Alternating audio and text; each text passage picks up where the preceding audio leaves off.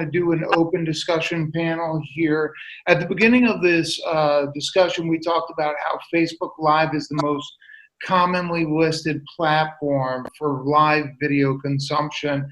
And then I also mentioned that 60% of the 100 most popular YouTube live streams has happened in the past 2 years.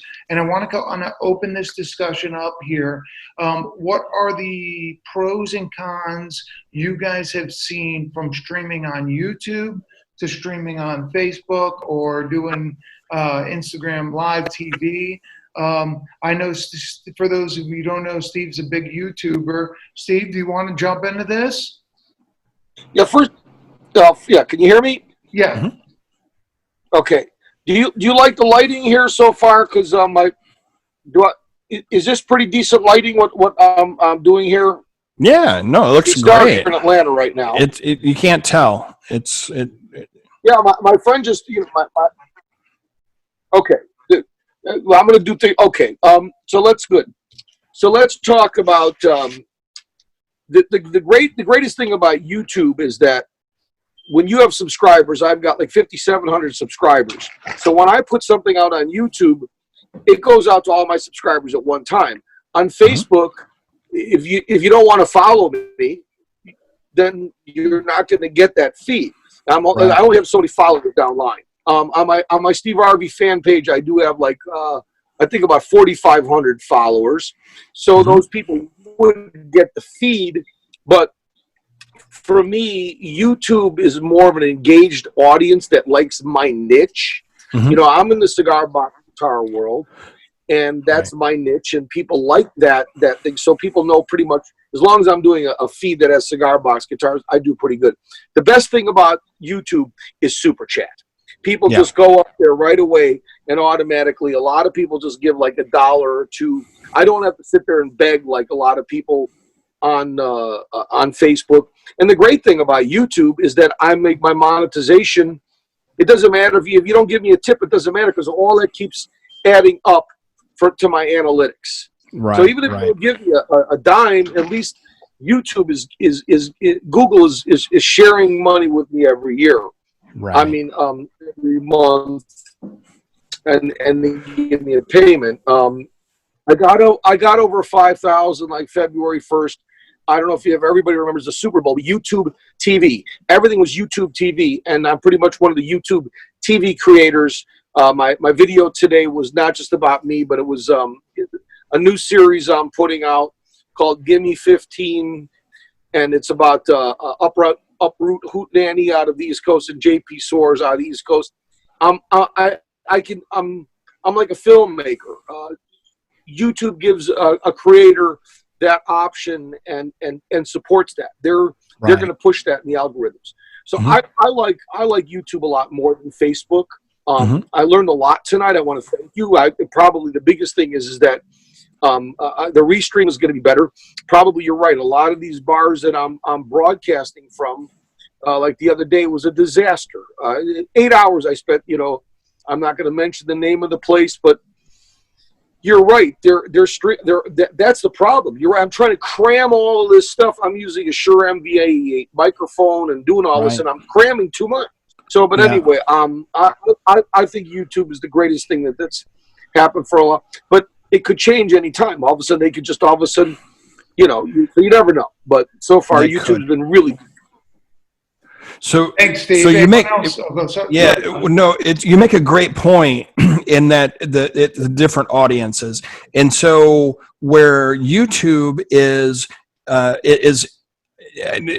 instant gratification, if you will. It's engagement right away, whereas Facebook is your live stream is probably the least viewed part of it. It's when you come back and you see your analytics afterward, a day later, 2 days later, a week later, and it's 4x, 10x views in that. Not everybody is alerted that you're up, that you're up and running, and not everybody comes. It's just you have to be.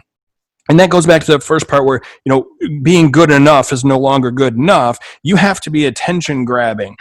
John talked about the purple cow earlier today. There's 800 million of us every day that live stream on one of the platforms. Why do people stop and see us? Why do they listen to what it is that we do? With YouTube, it's immediate. With IGTV, holy mackerel, I don't even know who watches that. Occasionally when I check my Instagram feed, I see a video that I watch. Facebook, you got to be there. And again, on LinkedIn, that's it's just kind of emerging. That's more business related, but there's still things that we can do that if we cater to the corporate client that we can do there as well. It's just different audiences. Well, I would have to disagree with you a little bit about YouTube, because if you do a live stream on YouTube, it'll stay up there and then people can watch it over and over again. Mm-hmm. The great thing about YouTube is you can get the analytics. I can see what a video, I can find out that like a lot more people are watching in Australia or Norway, and then I can go ahead and start changing keywords. You can add keywords afterwards. Right. Mm-hmm. The problem with Facebook is it's there. You're really not allowed to, unless I don't know. I'm more of a YouTuber, but it can grow, and you can actually re-edit it now, which is changed.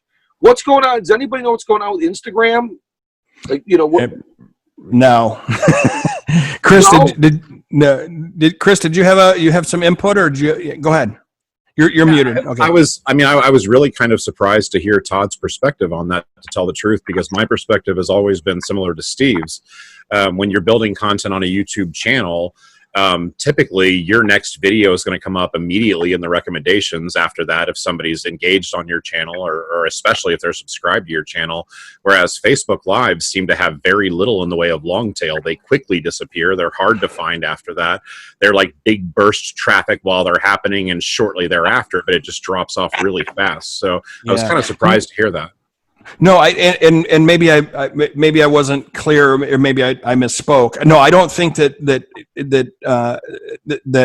YouTube is less than. It's by all means it's immediate, and that was kind of my point. Is it's instant gratification. Once you go live, your people come to see you. Whether they're notified or if they're just following, if they're on YouTube and that comes up in a recommended video. That's something different. What I mean about Facebook is that once you go to Facebook, they're not going to come to you immediately. They are going to come and see you later, the next day, 2 days later. So if I was given the impression that YouTube isn't probably the best interactive platform, that was not my intention. No, I don't even mean that. I just mean that, like, I'll have videos that I create for YouTube that I forget about, and I come back, months later, and they've got thousands of views, and it's like, oh, hey, how about that? They're easy to find. Whereas I've never engaged with the Facebook Live platform. One, because it seems to be mostly app-based, unless I'm missing something where you can use it some other way, and I just don't use the Facebook app. All of my best studio equipment is connected to this tower, not to my mobile devices. You know what I mean? I've got a 925C. I've got a Fifine K90 mic. I can't do that with my phone, Right.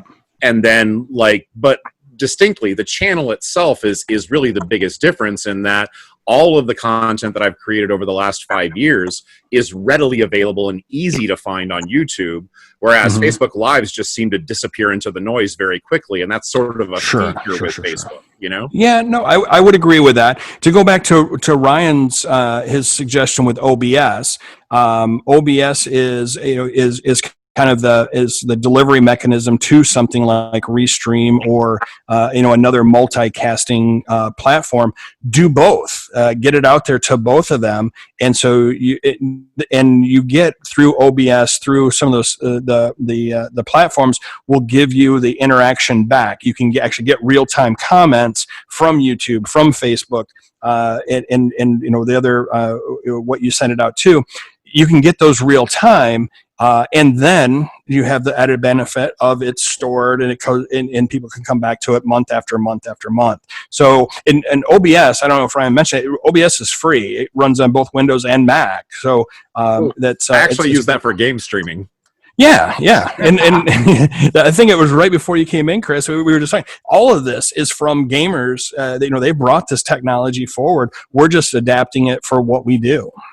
Todd, I want to bring up another really good discussion on where we're going right now, and that's with the gaming. So 2 years ago, we had a musician based out of Orlando, Florida. The guy's name is Robbie Hazen. Awesome. Does a lot of looping, does a lot of great music. And Robbie did something special. He did on Twitter, he did on Facebook, and on Periscope. He would do on each platform, he would do one show a week on each platform. And his motto was, I do one show a week on each platform, and I never play the same show. And over that 2-year period, he built up such a big fan base prior to COVID that Twitch hired him on as the only musician and paid him a monthly salary to streamline.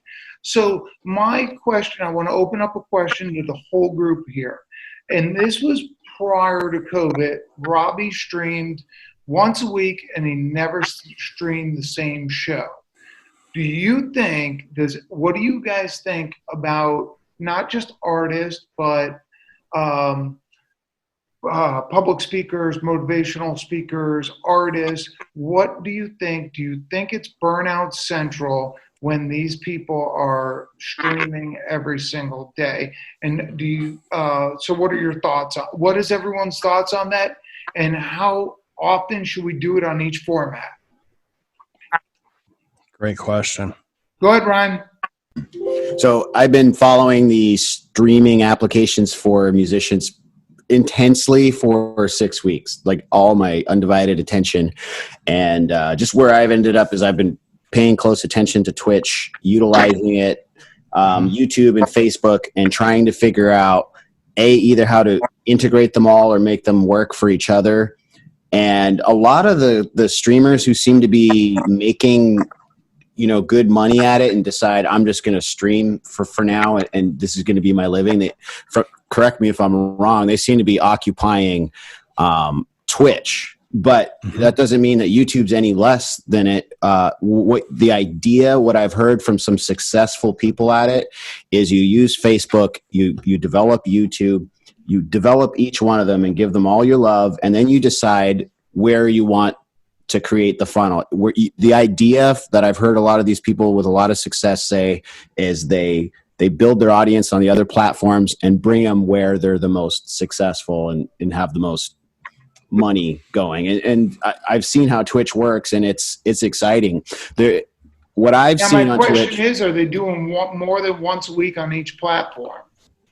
Not all of them. I mean, everyone kind of does it a little bit different, but from the really intelligent people I've seen speaking on it, who are really successful, they say that you're leaving money on the table if you're not developing all of the platforms, because as soon as you diversify your revenue stream, if you're totally dependent on Twitch, if something happens to Twitch, all your revenue goes, etc. Those kinds of ideas.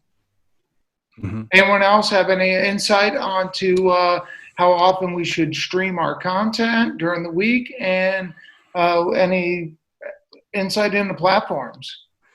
I mean, I think part of it is, Twitch is definitely a big deal for this, right?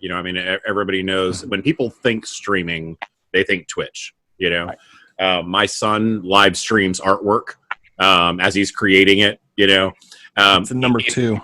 If you've got the ability to do passive content creation that doesn't necessarily involve like scripting and production and all the rest of that, I think you've got sort of a leg up on being able to stream a lot more often. It's not an impact for him to turn on his camera and have the whole thing being streamed while he's working, and he's getting paid to do the work anyways. So it's like double dipping, Right.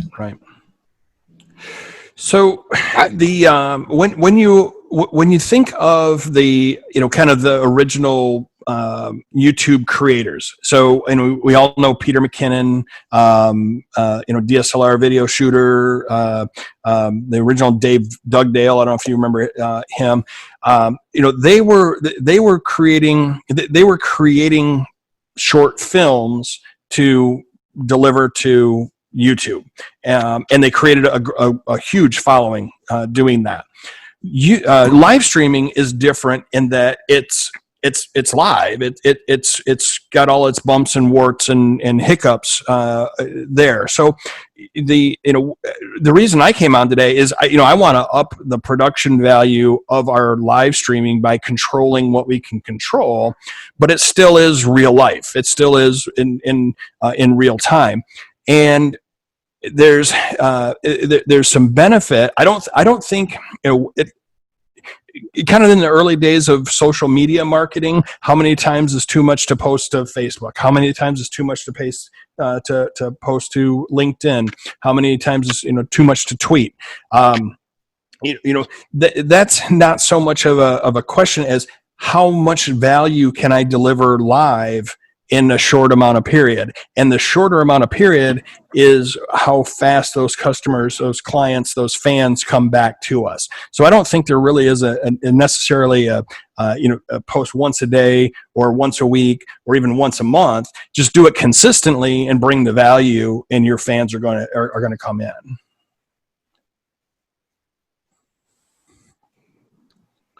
Great insight, sweet.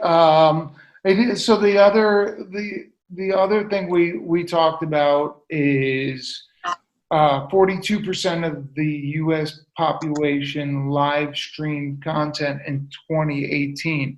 Those were the stats I pulled up. Now with my kids and your kids and everyone on Zoom and doing live drawings and on there, how do you think?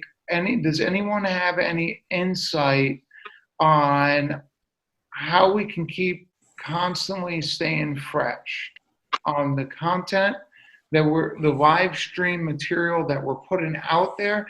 I don't do much live streaming. I do YouTube videos, and eventually I'm going to work my way. This is my form of live streaming with the Zoom chats, and my goal is to do these Zoom chats at least once every 2 weeks and have a different keynote speaker on there so we can educate the local industry.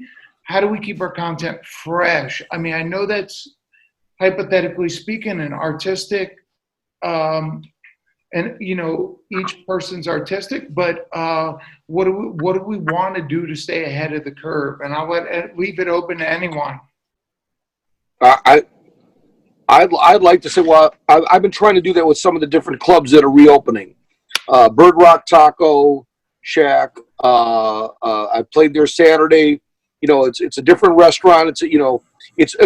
I'm acting as an advertiser for them too, to let them people know about the food. It worked good for me at Stottlemeyer's. Stottlemeyer's was interesting because when I went to did this, it's one of the first people to do the Stottlemeyer's, and they never really used to hire me. I did more of my original stuff, but I helped them by live streaming from that location. A lot of people tuned in all over the world because it was something different.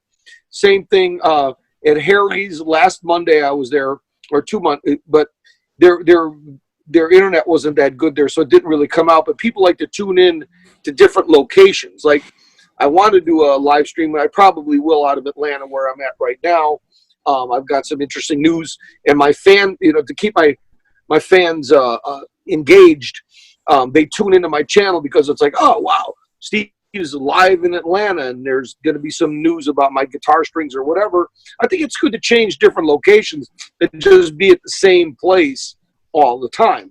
Any feelings on that? I think one of your best selling factors, Steve, and as far as your booking agent here talking, I think your best selling factor is the workshop you offer. For those who don't know Steve, he plays the Cigar Box guitar, but Steve does something special. Not only does he play shows with the Cigar Box guitar, he also offers up a free workshop before the show, and he teaches folks how to build their own Cigar Box guitar.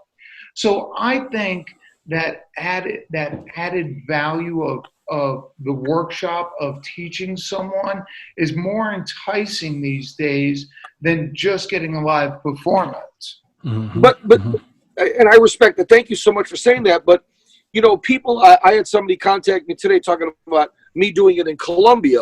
I'm going to do one in Detroit, and I do these. Getting back to the question is just like when you do a live stream, I think it's good to be able to have that whole mobile setup and go in and do it in a different place. I think that just gets people a little bit more excited. My most popular one right now is me on my balcony in Bradenton, where I do the balcony, and it's okay. Yeah. You don't really have the back, but when I'm doing something different, like I'm looking forward to, I'm kind of digging the vibe out here in Atlanta and what I'm going to do, and I think that my audience likes that Right. instead of just being in the same studio all the time. They kind of like it different. They like, wow, he's traveled somewhere, Yeah. No, There's a huge.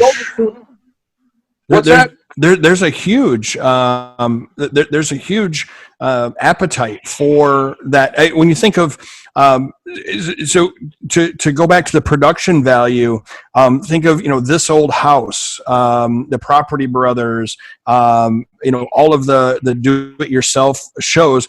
It's because they're going along on a journey with you, and that's the same thing when you go to a location. If the more that you can blend in your environment, the restaurant, the food, the people, that's why they come along on that journey. Is to live vicariously through you, just like we do with watching somebody get a new kitchen put into their house. There's a huge opportunity there, and there's we've knocked down some barriers. The one thing that COVID has done is brought is kind of brought the humanity or the authenticity to our lives, to our Zoom. This is an everyday occurrence. Whereas the blooper reel was just 2 years ago was a weatherman doing his interview. And his kid comes running in, or maybe he was getting interviewed for another position. His kid comes running in, and he's like, "Oh," and freaked out. And we're like, "Oh my God, could you imagine you having your child run into a job interview?" And today, I was on 3 different Zoom meetings, and my son comes in and sits on my lap, and he's waving at everybody, and everybody's waving at him. That barrier's gone. The work from home barrier is gone. So, embrace that authenticity. Yeah. Take people on that journey with you. Along, Ryan is probably along me. My technology inquisitiveness, as it were, bring people along on that journey with trying out new equipment and and plugging things in and tinkering around. There's going to be an appetite for that. Bring people along on how you create. And so John did kind of clue me in on what you do. There's actually not only giving that knowledge away for free is huge. There's probably some monetization that you can do in there. That's a huge market right now on the internet, is selling your knowledge. Well, so I want to say this, and it's really interesting because I get to see Conan O'Brien's home, Seth Meyers, Jimmy Kimmel, what's his the English actor, he's yeah, it's unbelievable. You all of a sudden everybody's really getting to be, you see Fauci's home, all of a sudden everybody's like really getting to, like, here I am in Atlanta, you get to see my bell. I think people are really starting to, people all of a sudden know about my cat. People are like, wow, show me a picture of your. I think this is kind of really, God, this is awesome, to be honest with you. No, I agree 100%. The whole looping thing too. We got to get like I got a series called Looping in the Trees. We got to get the whole the looping world. Ben Hammond. We used to have like loop offs, where musicians loop. And that's exactly what Davidas is doing tonight. He's not here with us, because he's got 585,000 subscribers, and every night he does his quarantine concert and he's banking, and all he's doing is looping. You know, but looping is a big thing. It's bringing everybody together. Well, I'm 63. I'll be 63 years old. I'm doing better now than ever. So, are you guys following the social distance fest on Facebook? No. Mm-mm. That is Ryan. I thought I recognized you from there. Actually, that there's roughly 500,000, maybe 750,000 subscribers to that group, and it's just back to back. Socially Distance Fest. Okay. It's a group on Facebook. It's a huge group, and all they're doing is back to back Facebook lives with Venmo and tip jars and all the rest of that. Right. And like, I mean, that's huge. But it was funny that you mentioned the looping, because I saw a guy that Social Distance Fest. There's no type of performer. Like, it's all sorts of things, and some of it's really odd. And one of the guys on there was doing psychedelic visuals with ambient music behind it today. And I was like, wow, that's really cool, because there's a whole lot of singer-songwriters and guitar players and all the rest of that. But there are some really experimental, cutting-edge folks out there who are now getting this same audience that a lot of more traditional musicians are sharing, you know? Yeah.